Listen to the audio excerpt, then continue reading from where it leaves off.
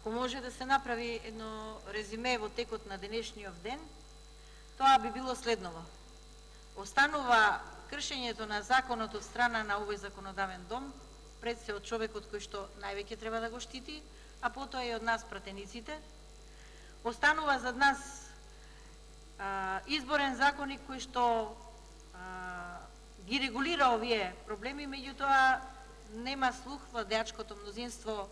да го погледне и членот 11 од Државната комисија за спречување на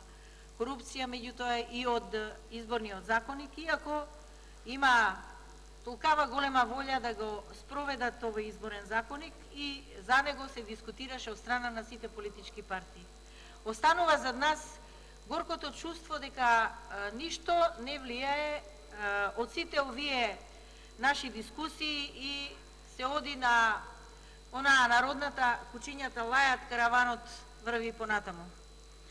Не влијае затоа што се продолжува со вработувања кои што се надвор од систематизираните места и што е потребно за нив да се исполнат како услови. Останува и понатаму носење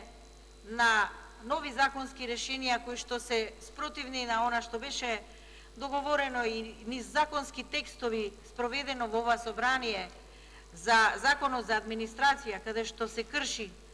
и она што беше вметнато од европската регулатива, но и од господинот Прибе, бидејќи многу со отворена уста ние се повикуваме на него, а еве во прва прилика не се внимава на ваквите ситуации. Останува на крајот од денот вработувања кои што најмалку ова мнозинство сакаше да ги види на дело, меѓутоа сега се молчи затоа што однапред знаат дека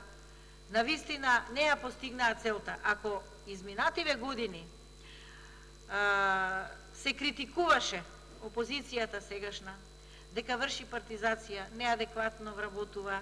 стручните кадри не ги гледа, меѓутоа вработува луѓе кои што се нестручни, луѓе без работно искуство, луѓе кои што најмалку одговараат на она за кое што ги завземаат високите, меѓутоа и ниските работни места, сега доаѓаат и со еден спротивен ефект, бидејќи се удри врз нивна глава, бидејќи сега се приморани да ќутат за она што секојдневно по стотици и стотици луѓе вработуваат и неадекватно, и спротивно на изборен закон, и спротивно на систематизација и закони. И останува на крајот на денот ново задолжување, граѓаните во овој период ми можат мирно да легнат во текот на оваа вечер, затоа што ќе бидат повторно задолжени и за овие 70 дена 150 милиона евра се задолжени со нови кредити и заеми.